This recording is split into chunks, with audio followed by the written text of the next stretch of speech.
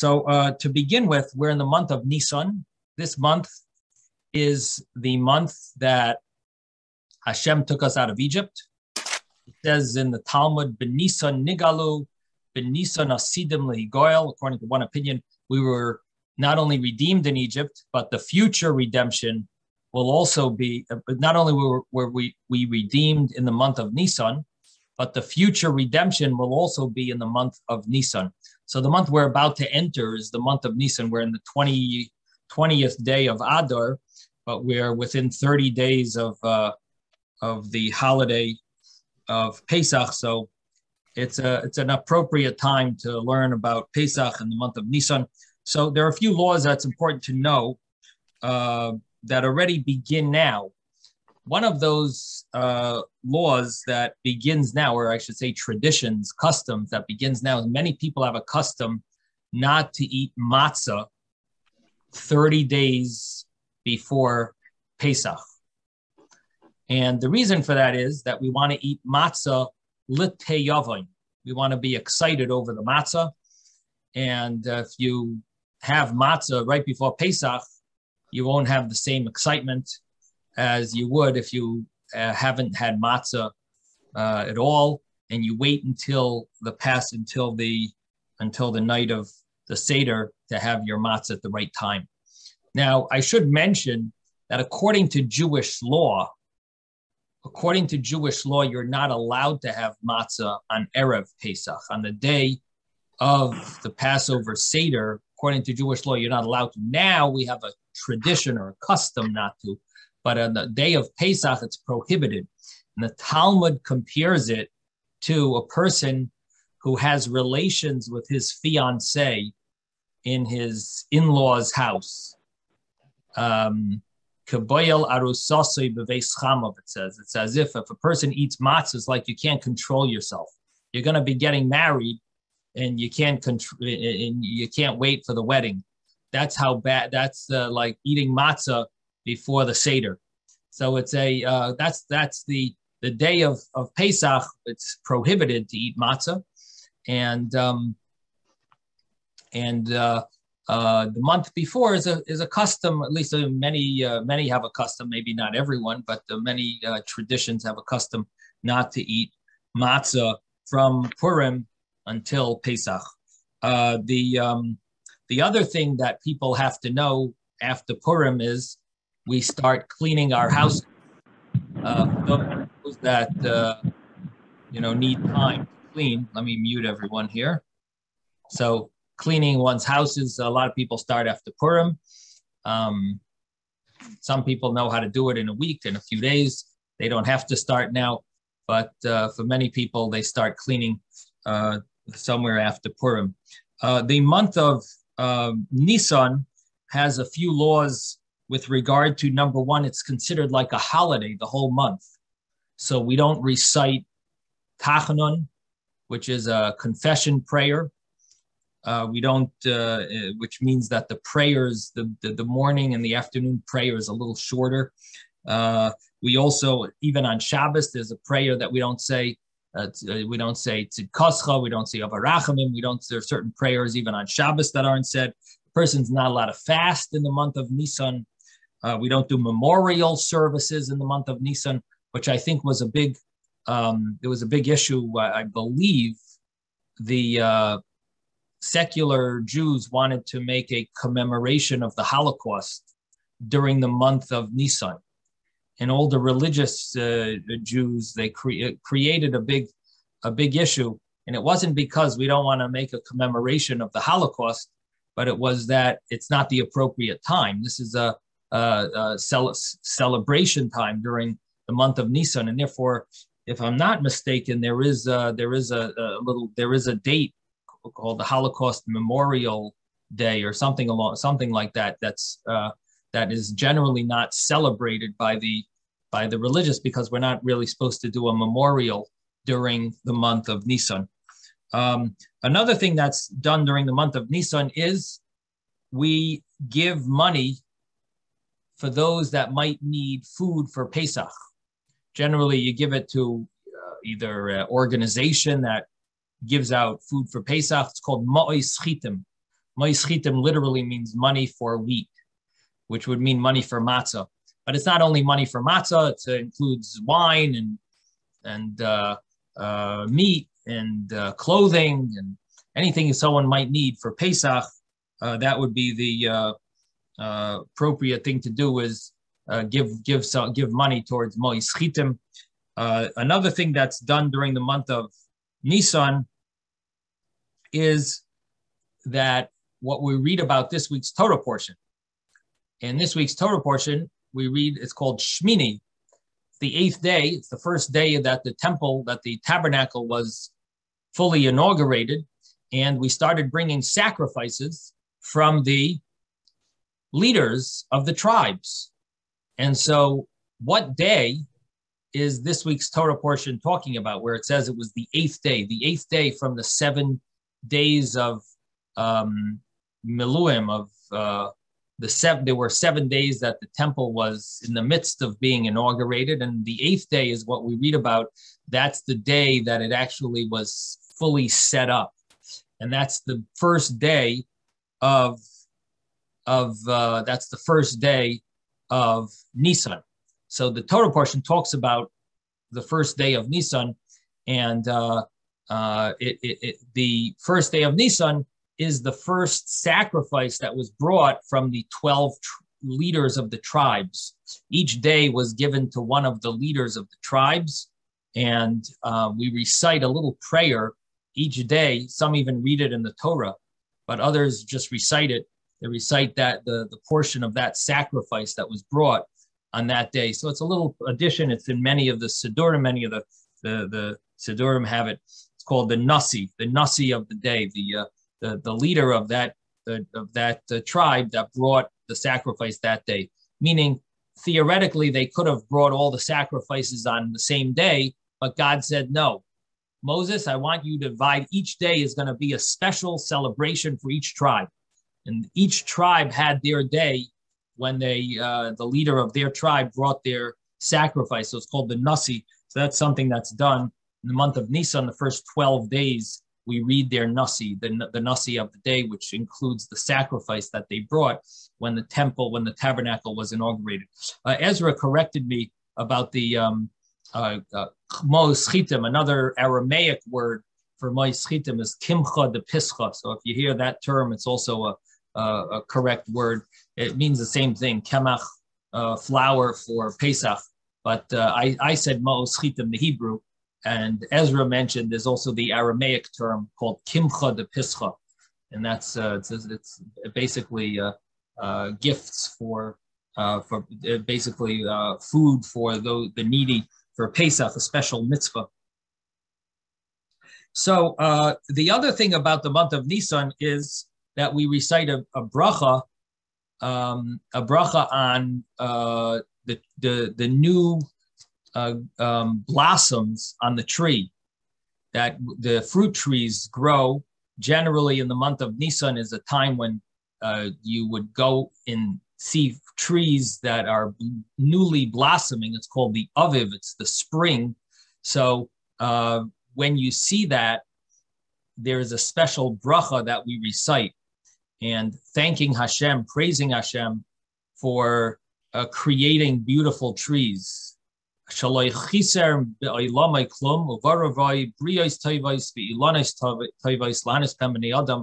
Hashem created beautiful creations that people can benefit from. So a special bracha that people try to do, you try to find someone that has a fruit tree, and preferably 2 fruit trees, and you can recite the bracha on the tree. So generally it's a nice mitzvah to recite that bracha.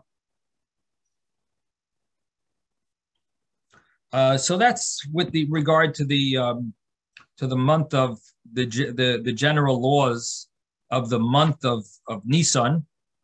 Then comes the Shabbos Hagadol, and Shabbos Hagadol means the big Shabbos, and that Shabbos is the Shabbos right before Pesach. And the Shabbos right before Pesach is called the Shabbos Hagadol. There's a lot of discussion. Why is it called Shabbos Hagadol, the big Shabbos? Anyone here want to share with us why it's called Big Shabbos? Shabbos Hagadol, the Shabbos before Pesach. Anyone? Well, the Shabbos before Pesach. There are a number of reasons brought. One of the reasons is that a big miracle happened. What happened was God told Moses to tell the Jewish people that they should take for themselves a sheep on the 10th day of Nisan. 10th day of Nisan was actually Shabbos. And that year, the year 2448. And so the Jewish people took a sheep. Now, the sheep is the idol of the Egyptians. And the Jewish people took the sheep and they brought it to their, or lamb, they brought it to their, they tied it to their bedposts. And the Egyptians all saw this.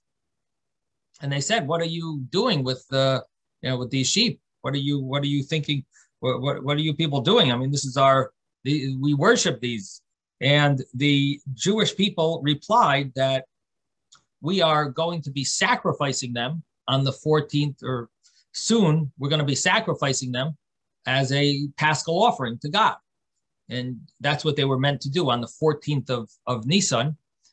They were meant to sacrifice it and then eat it that night, the night of the 15th.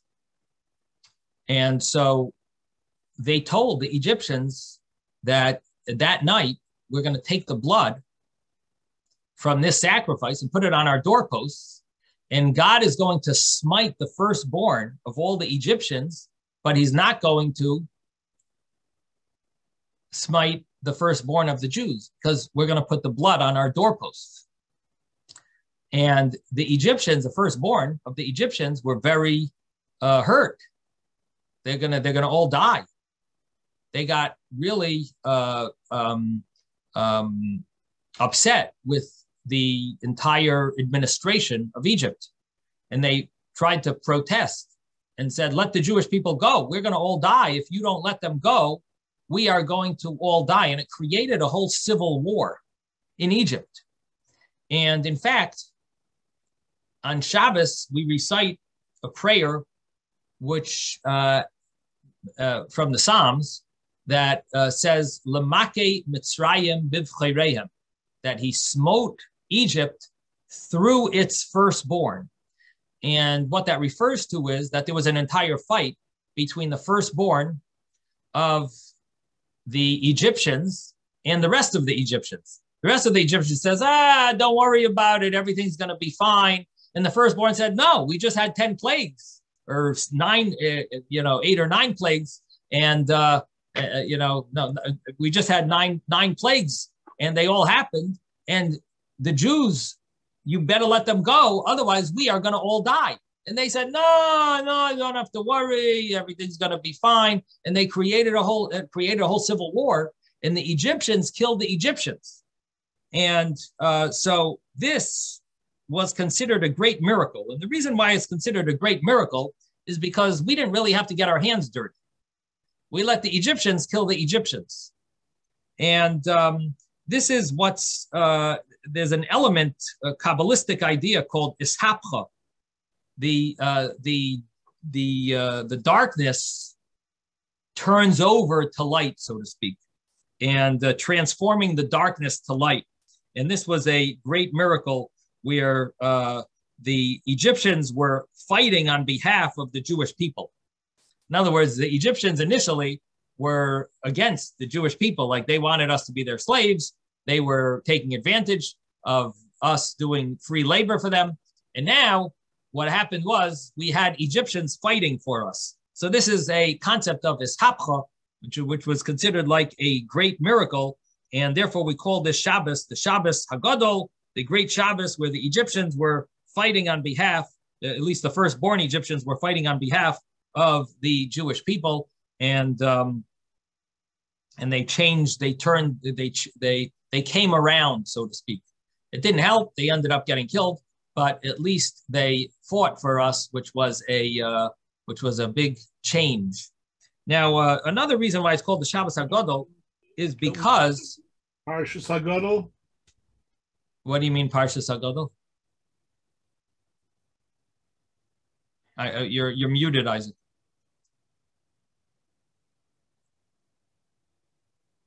You're muted. Okay, you get it? Okay. Another reason why it's called Shabbos Hagadol is because the holiday of Pesach, interestingly enough, is also called Shabbos. And we see that when we talk about the Sfiras HaOmer, when we count the Omer. So when it talks about Pesach, the day after Pesach, it says the day after Shabbos, because Pesach is called Shabbos.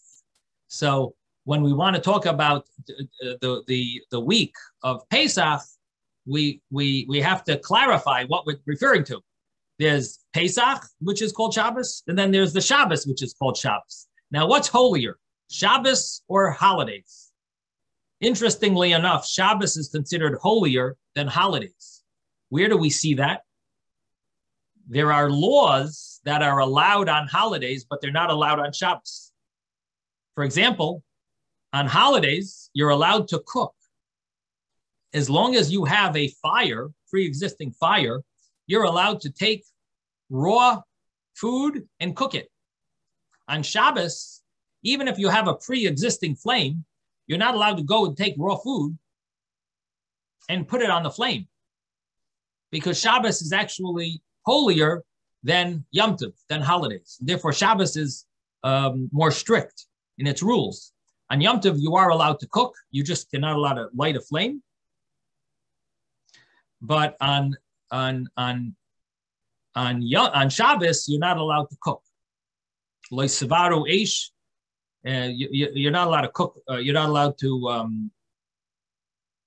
You're not allowed to cook something that's uncooked. You can't take it and cook it on Shabbos, even with a flame that's already existing, and therefore Shabbos is actually greater than Yom Tov. So when it comes to Pesach, we call the Shabbos Hagadol, in order that you'll know that when we say Shabbos, you might mean Pesach, but if you say Shabbos Hagadol, you mean the Shabbos which is greater than Yom Tov. So that's another side reason maybe why it's called Shabbos Hagadol, because Pesach is also called Shabbos. Now, it also is an emphasis. We emphasize, the reason for that explanation is because there was a group of Jews that didn't want to follow the rabbinic interpretations, and they wanted to believe that when we call Pesach, when it says Shabbos, it really means Shabbos and not Pesach. And so this explanation is sort of a refute to that claim, and it's emphasizing that we do call Pesach Shabbos. That's the term in the Torah, and that's the way the rabbis interpreted it, that Pesach could also be called Shabbos, and therefore we call the Shabbos before Pesach the Shabbos Hagadol. But the other reason is a much more a deeper reason, and gives an understanding of what was going on in the context of the situation at the time of the Exodus. Yes, Ben. Did Makat Bechorot happen on Shabbat Gadol? Makat Bechorot happened exactly midnight when they left Egypt. The night before, didn't happen on the Shabbos then. The Lemake Mitzrayim B'Choreim happened then. That the Egyptians, the firstborn Egyptians, killed a lot of the Egyptians. But Makat Bechorot was the night before they left.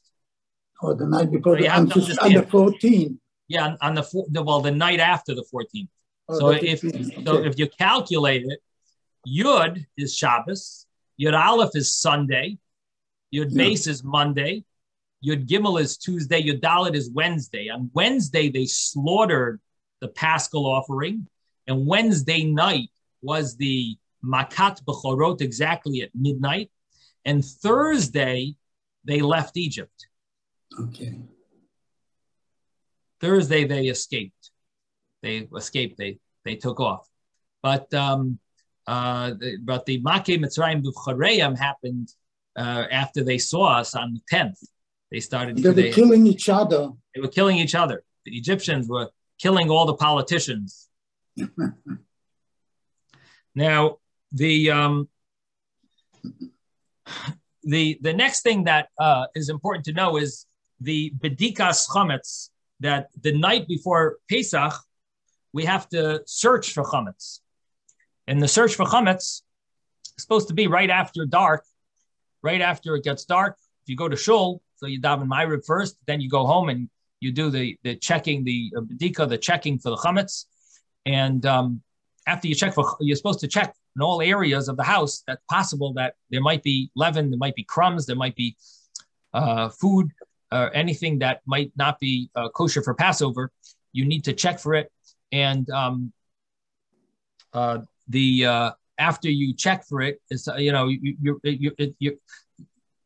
you're meant to give a full check. You're meant to really check your house.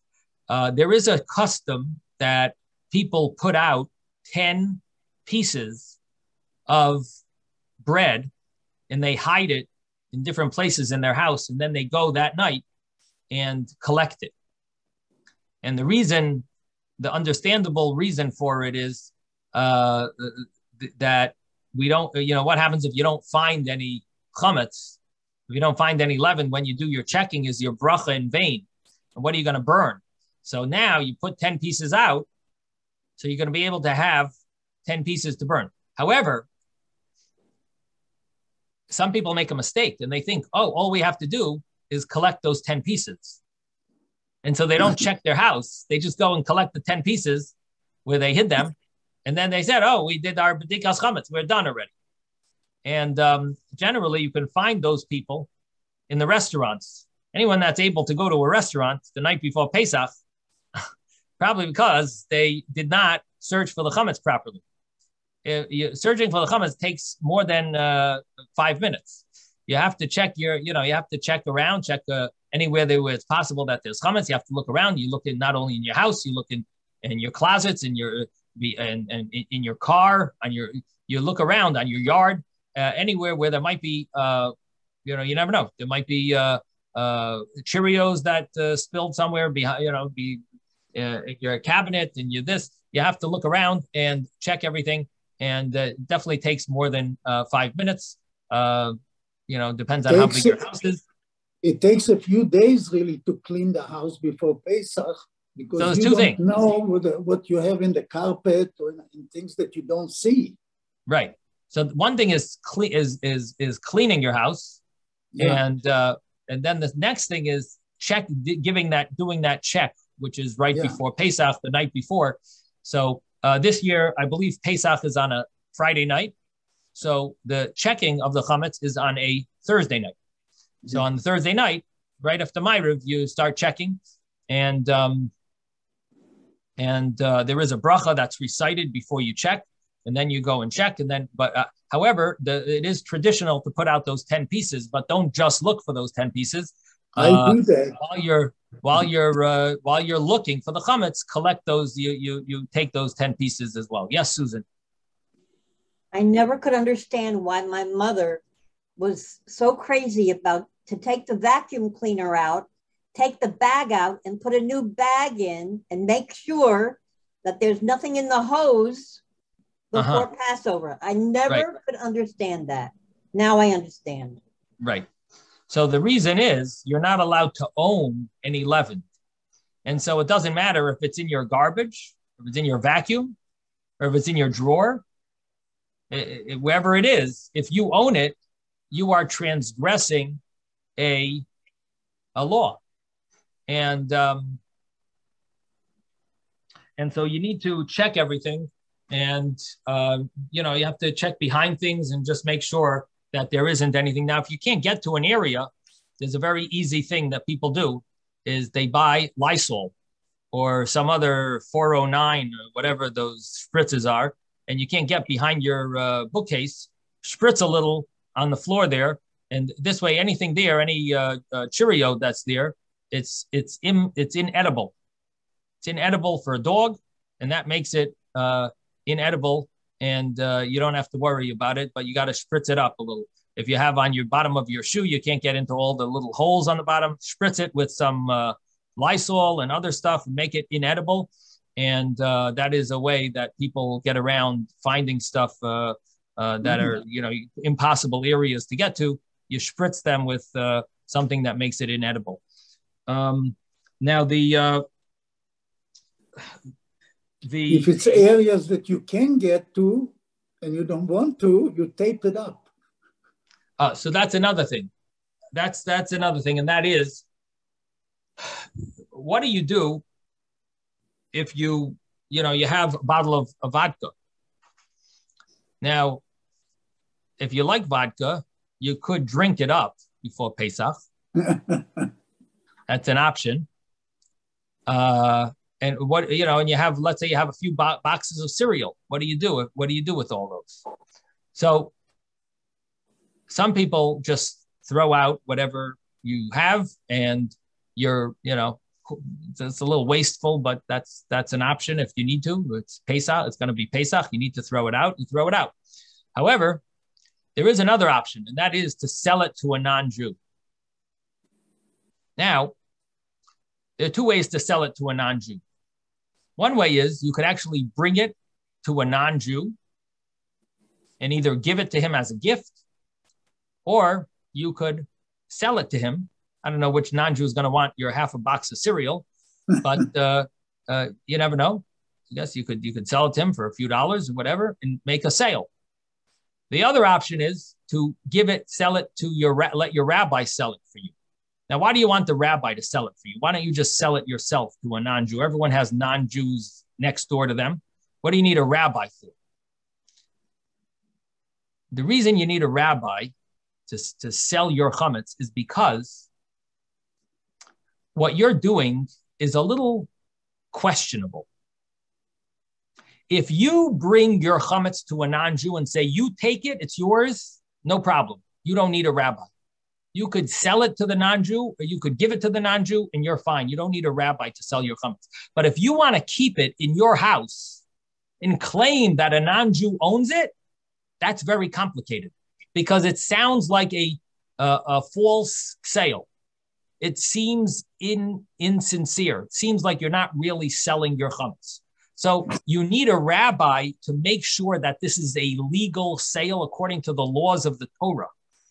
That the rabbi has to know monetary laws, what is considered an act of acquisition according to the Torah law, and make it that it's considered that it's owned by the non-Jew, even though you're putting it in your closet, locking your closet. But is that really owned by the non-Jew, or are you just playing a game? So if you want to sell it to a non-Jew and say, oh, I have a case of vodka and a case of cereal in my closet, I'm selling it to you. Guess what? It's not necessarily so that you have not transgressed. You probably did transgress, because it's not so simple to sell something to a non-Jew when it's still in your house. So therefore, you need a rabbi to make the sale a legal sale. Yes, Isaac. To have a rabbi to make sure the guy is really a guy. There have been a few cases where they thought he was a nice guy, and then suddenly they find out that the grandmother or whatever was a shtickle. Really? Uh-huh. Wow. They say that rabbi from the Young Israel, Learfield, was the one who handled the actual physical sale for all the Rabbanim here, and that he used to really, make sure he had good goyim. Wow, that's very interesting to do research, genealogy on the goy. So you really do need a rabbi to sell your chametz if you want to sell it. If you want to now, what is the benefit of selling the chametz? Number one is you don't have to throw out good stuff.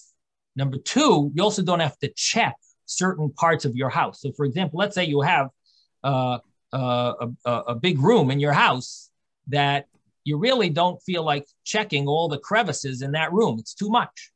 So what do? You lock it up, and you're going to be selling or leasing that room. The rabbi will lease or sell that room to the non-Jew. And this way, you have no obligation to even check it. You don't have to clean it. You don't have to check it. So we often do that. We actually close off a room in our house, and we bring stuff there, anything that's too complicated to be checked. For example, let's say I have books that the kids have a lot of crumbs in. So those books, I don't feel like checking every page and making sure there's no Cheerios or anything in it. So I just take a pile of those books and I bring it into a room that we're going to close off, and it'll be sold to a non-Jew, and I'm not checking it. I leave it there, and that's it. And the same thing. The same thing as if you're going away for Pesach. You're going away for Pesach. You can close off your house, and your house could be sold for a non-Jew. You really won't need to check your house. You have to check where you're living, where you're staying for Pesach. Let's say you're going to a hotel, so you check the hotel, but your house is sold to a non-Jew, and therefore you're not going to be obligated to check your whole house. Instead, you're going away to the Bahamas for Pesach. You'll check your hotel in the Bahamas, and you're all set for your checking. Not everyone agrees with that, but that's the common custom. There are those that say, no, it's not good enough. You really still need to check, but the common custom is that it is good enough, and you don't need to check if you're selling it. Yes, Isaac, what did you want to say? I just heard that if you spray your kids with spray and wash, then they don't need Krishkas anymore. Uh-huh. So so that's the law of selling chametz. Now, when do you need to sell your chametz by? When do you have to stop eating chametz? So the day of Erev Pesach, the day before Pesach. Pesach is Friday night. The Seder is Friday night. So on Friday morning, there's a certain time, depends on where you live. It's the 4th hour of the day is the last time you can eat chametz. So if you have a craving for Danishes, eat them up before the end of the 4th hour of the day. Here in Florida, it is 11:12 on Friday morning, and you would not be allowed to eat any chametz after that. Now, you are also not allowed to benefit from chametz or own any chametz after the 5th hour. So that's an hour later, and it's a Jewish hour, which is it actually ends up being 12:16. So from 12:16 and on, you're not allowed to own any chametz. So you need to sell it before 12:16, and it means the rabbi generally sells it around then, around 11 o'clock. So you want to sell it you want to give over your rights to it to the rabbi before then. You authorize the rabbi to sell your chametz before 11 o'clock would be advisable, and generally a few days before is the smart time to give over. And what happens is you authorize the rabbi to sell your chametz, and you lock it up in a closet, and you put tape over it that, it should be known that no one in your household should enter that room or that closet or that space which is set aside for the goy. Now, what happens? What does that mean? Now, the goy owns it on Shabbos, and the goy owns it over Pesach. Now, what happens if the goy wants it? So he owns it. He could come and take it. So if you have, let's say, a half a box of Cheerios, and you authorize the rabbi to sell it, and you put it in your closet. Now, if the guy is stupid, he could come and take your half a box of Cheerios from your house. He will have to pay. And we will have estimators that will estimate the value of whatever he takes, whatever, the entire, not only what he takes, whatever he's buying, and they will estimate the amount, and he will have to pay the full amount of everything of the entire chametz. It comes to many thousands of dollars.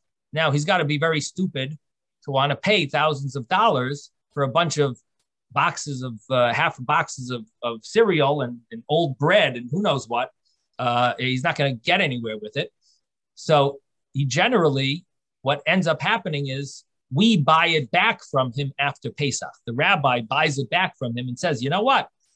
After Pesach, the guy you owned it, but we'll buy it back and we'll give you a little extra. So instead of you owing us thousands of dollars for the chametz, we are going to give you an extra $100 and we're buying it back. So he pays, $100 and says the guy says, okay, I'm selling it back for you. And he makes his $100 on it and everyone's happy. But he theoretically, practically, he does own it over Pesach. That's the way he physically owns it over Pesach. He would have to pay full price for everything that he wants if he wants it. So there's no wholesale. He's paying full price of the, of whatever it is. So it would be stupid for him to want to complete this, the buying it, because he'll also have to collect it from every single household. It's going to be a big headache for him. But he makes his $100 and he owns it over Pesach. And then we actually buy it from him afterwards. The rabbi buys it back from him, and that's the way the sale of chametz is done. But I'm leaving out all the details of the sale, how he has to lift something up, and he has to, there are different acts of acquisition that he does in order to make the sale a valid sale, and that's what the rabbi has to do with the non-Jew to make sure that he's actually buying it and owning it, even though it's not in his possession. And that's the complication of the sale that the rabbi has to deal with. So now I should mention that Friday this year is a fast day. So I'm telling you, you're not allowed to eat chametz. You can't eat danishes after 12 in Florida. Maybe other cities, you got to check the time. But really, it's a fast day for firstborn. Anyone who's a firstborn is obligated to fast. However, if you go to a siyum, if you go to a synagogue on Friday morning, they will generally have a reason to celebrate. They finish a tractate of Talmud, and because of that, if you go to such an event, you're exempt from fasting. So most people, they try to go to a celebration. Is there anyone here that's a firstborn? Oh, we got a lot of firstborns. Oh, boy. So it's advisable to go to a synagogue. Some synagogues have a few services on Friday morning, and they'll all try to have a siyum. They'll have a end of a tractate. Someone will study an entire tractate and make a party. And if you're participating in that party, you can break your fast then. And once you break your fast, you're exempt from fasting. But the reason for the fast is because it's the fast of the firstborn. You were saved from being killed on, with the smiting of the firstborn. So the reason for the fast is it's the commemorating that the smiting of the firstborn, and you were one of them, and you were saved. But if you go to a celebration, a Jewish celebration, either a bris or one of these siyums, the finishing of a tractate, and you eat something there, you have to make sure to eat something there, and then you are exempt from fasting. I didn't know it included female firstborn. Oh, I didn't mention that. No, it's the only time there is an issue. If a man is a firstborn and he has a firstborn son under bar mitzvah. Yeah. So what do? Normally a father is supposed to fast for his firstborn son. A father is supposed to fast for his firstborn son. What happens if the father himself has to fast? Fast for himself and for the son. For himself and for his son. How do you fast twice in the same time? I'm not sure if the mother then is supposed to fast. I have to look it up. That's a good question. Does the mother? It's not my case. I'm just asking the question. No, I think that might be the example. I have to look it up. What you do? Twice as much. What did you say? You don't eat twice as much. Twice as much. No. I believe there's a machlokes. I believe there's an argument among the rabbis. If it's a problem, let me just see 1 second.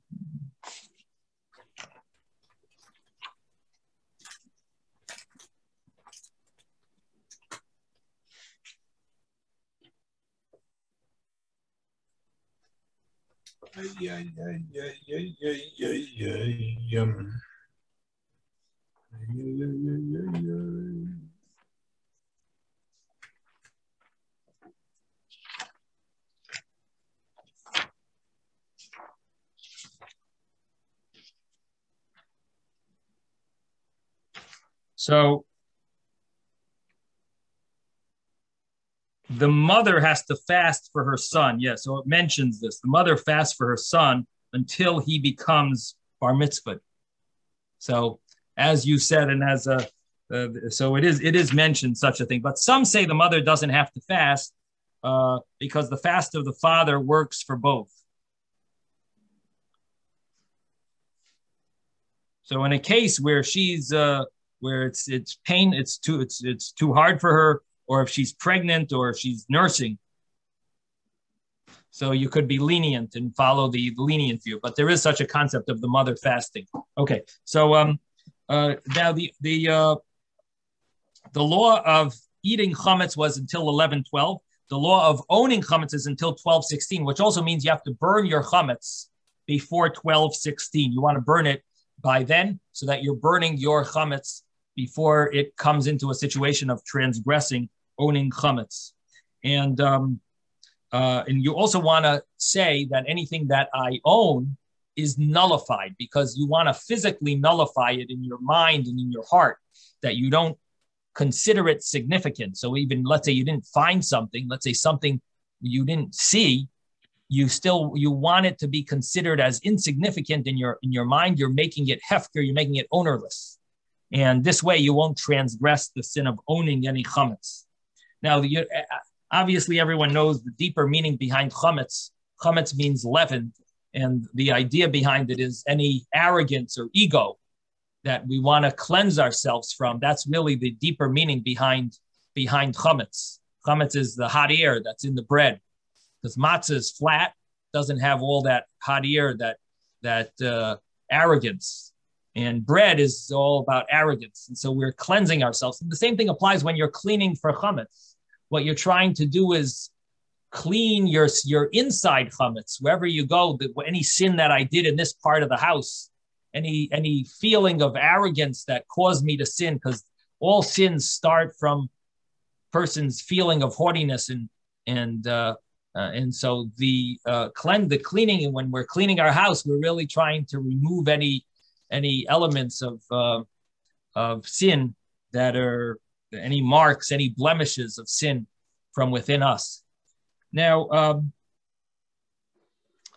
the burning of the chametz is a special prayer that's recited when we burn the chametz, and it actually has to do with we're begging Hashem that He should burn the evil inclination. It's a very nice prayer. So when you burn those 10 pieces and anything else that you found when you did your checking, so the next morning, before, again, it has to be before 12:16, you got to, here in Florida, and any place where you are, you should check out the time.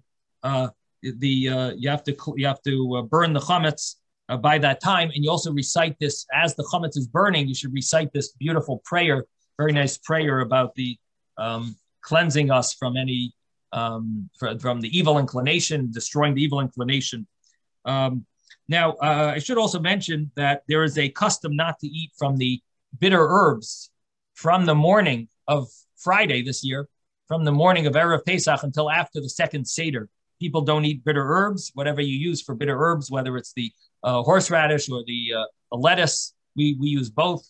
We don't eat either of those, or from the charoises. Charoises is the mixture of apples and cinnamon and nuts, ginger, whatever different customs they have to use for the pears, red wine. They mix these things together, so we don't eat any of those food. The red wine we have wine, but we don't have we don't have any of those apples or nuts from the morning of the before the Seder, the morning before the Seder, Friday morning, until after the second Seder, which is Saturday night, until we eat the maror, the bitter herbs in the second Seder. We don't eat it. We don't have apples or pears.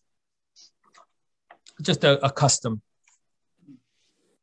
Now, I should also mention that the Rabbi, first.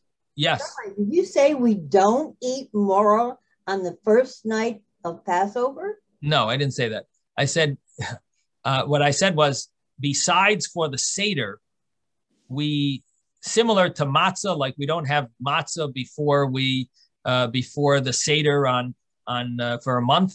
So in a similar sense, we don't eat maror besides for the Seder. Only at the Seder we'll eat it, and the charoisas at the Seder. But besides for the Seder, we don't partake of any of the maror until after the Seders are over. Then, like for example, if you want to make a salad, you don't have lettuce in the salad until after the second Seder, because you're eating it for the maror, and we sort of set it aside for that, and we don't want to use it for we don't want to confuse that taste with just a regular salad.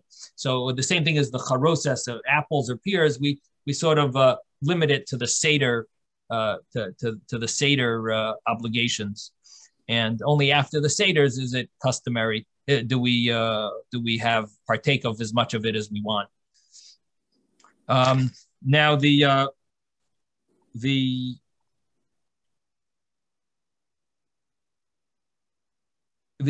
first night of Pesach, Kabbalistically, I want to share this with you. It's important to know that the first night of Pesach, when you eat matzah, Kabbalistically, the matzah is called the bread of faith.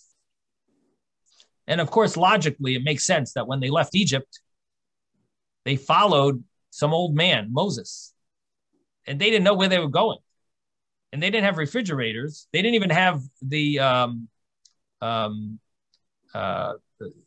didn't have picnic stuff to take with them, or thermoses.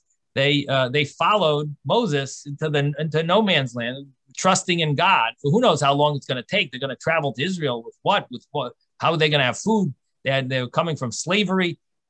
They might have gold and silver, but they didn't have preservatives. For their.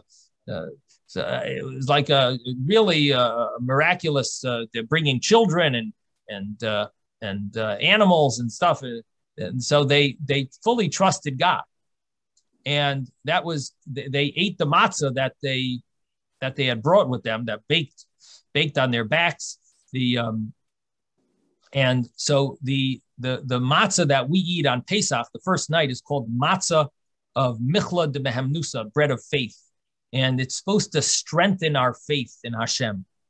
And it also is very good if you have a relative who's not yet religious, make sure they eat Shmura matzah, the night of Pesach, because it will enhance their faith in Hashem. And the second night of Pesach, the matzah has an element of Michla diasvasa. It's considered the bread of healing, or health. And so if anyone has any health issues, the second night of Pesach, especially, is the matzah is meant to be bread of healing. So this is what is brought in the Zohar Kabbalistic writings.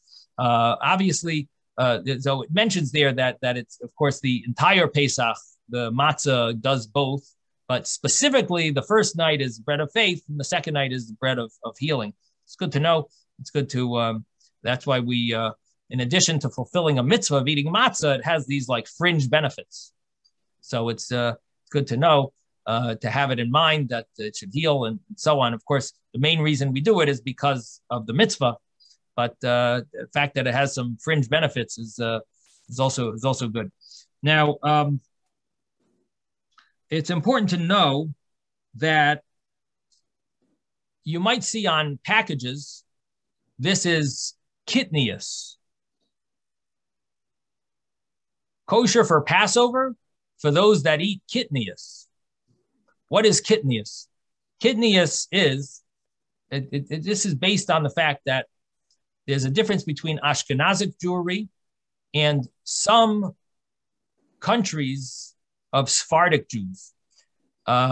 Basically, the rabbis came up with a decree that we should not eat many types of legumes, and beans, corn, rice, these are not eaten on Pesach for Ashkenazic Jews. There are some Sephardic Jews that do eat it, because their rabbis never made a decree for them. But Ashkenazic Jews, rabbis found, either because they found that they grow together with wheat, some of these crops, or they look similar to wheat and so on. There could be mistakes. So ultimately, the Ashkenazic Jews do not eat legumes on Pesach. But so when you make your cholent, you make it with potatoes and meat, but you skip out the beans. And we don't have corn, we don't have rice. But some Sephardic Jews do. And that's fine for them, because that's their tradition, and they don't have that decree. But it's good to know, because when you buy stuff that says kosher for Passover, you have to know to be careful from those types of those food items, because for Ashkenazic Jews, it's a no-no. Now, you're allowed to own that stuff on Pesach. You're just not allowed to eat it. The rabbis prohibited us from eating it, not from owning it. And therefore, sometimes you might find in a shampoo that it might have cornstarch or something. That's not a problem. Besides the fact you're benefiting from it, which is okay. You're just not allowed to eat it. So you're allowed to benefit from it, but you're not allowed to eat it. And that's called kitnius. Now, there's another thing that many people aren't aware of, and that is that there's something called gebrux. Gebrux has to do with the fact that matzah is obviously, most matzahs are kosher for Pesach. Although you do have to check on the package. They do make matzah that's not kosher for Pesach. A lot of companies that they have different flavored matzahs, and they have it during the year, and it'll say not for Passover use.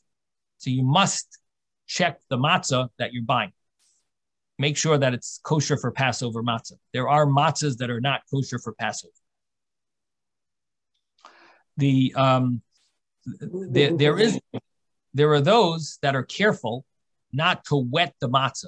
Many of you think that Pesach, the most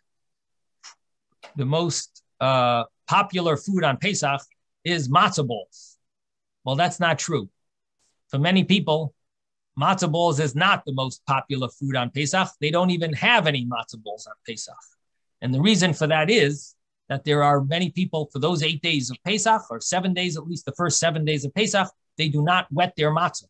So they won't have matzah balls and they won't have matzah brei. And the reason for that is that they're afraid that the flour might not have gotten mixed in the matzah with the water. And if it didn't get mixed, then it stayed flour. And then when you add it to soup, you make a matzah ball, that flour might become leavened, so to speak. It might be considered chametz. If it cooked and it was mixed into the dough of the matzah and it baked in as a matzah, then it's fine. But it might not have. And that's why matzah, you'll find in the stores, it'll say kosher for Passover, no gebrux. Gebrux is a Yiddish term. I'm not sure literally what it means. It's not broken, I think. Gebrux means to break. I think it means it's no matzah meal, because matzah meal means that they're wetting the matzah. That's what they use matzah meal for. So it's a very extreme custom, but some have it, many have it. It's a Hasidic custom, and there are many people follow this, that they don't like to use matzah meal on Pesach. They'll eat matzah, but they don't get the matzah wet. So they're not gonna stick the matzah. They're not gonna make matzah brei. They don't have but that's why you'll see a lot of cakes are made with potato starch and not matzah meal. Why is that? Why are they making it out of potato starch? Because it's being made in a bakery that they service the very ultra religious that don't want to have matzah meal, because it might get wet, and then the matzah gets wet, and there might be some sometimes you'll eat cake and you'll find in the cake, there's a little white, there's a little clump of white flour. The reason is it didn't mix well. I found it even in professional cakes or cookies. You once in a while, you don't find it often, but once in a while you'll find there's a clump of flour that didn't mix so well, and it actually didn't, it baked into the cake. Well, we're nervous that might happen for matzah, and it might not be a big clump, it might be a tiny clump, and that little flour will be chametz if it gets wet. And so therefore there are many people that are strict, and therefore there are many bakeries that only cook non-gebrachs. It's important for people to know, at least you're aware of it. Whether you want to follow it or not is another story, but at least you should be aware of it. And that's why you have to be careful. The reason I'm mentioning it specifically is because you have to be careful when you buy these type of cakes. If you have the money to buy them, they cost only $15 a little thing of cookies, or $10 are crazy prices. But if you're buying them, you might have to recite a bracha shehakol and not mezainos. They have a different bracha because they're made out of potato starch. Cookies that are made out of matzah meal are mezainos. You recite one bracha. Cookies that are made out of potato starch are a different bracha. They're shehakol. So it's important to know. You got to read the ingredients to know what bracha to recite on these cakes. If you do end up buying any of them, you have to know what bracha to recite. Yes, Ben. I thought in Yiddish zerbrocht, not zerbrochen, is like when you, between your fingers, if you break up a cookie or something. Yeah, so it's like matzah meal, right? No, I think that's what the word comes from. I might be wrong. I don't know. I thought Isaac might help me over here. Do you know what the word zerbrochen? I agree with you. Zerbrochen means that it doesn't have pieces, that it's a whole piece of matzah. Zerbrochen is broken. Zerbrochen is broken, but zerbrocht is... Right. Right. Yeah. Gebracht is it's made from crushed matzah. Matzah meal. Okay. That's what it's made from. Right. Is that what you're saying, Ben? I'm saying that from a matzah it would be that, but from bread you can do it. From a cookie you can do it. It's not the word is not solely applicable to matzah, but we use it for matzah because who else is doing it? It's not breaking. It's not actually breaking. It's lefazer, to spread out the pieces, Pulverized. There you go. Yes. Pulverized. Okay. All right. So in any event, so that's the law with matzah getting wet, and the other thing a person should know with regard to wine, that there are many wines that are very low alcohol content, and so many options that you have before Pesach.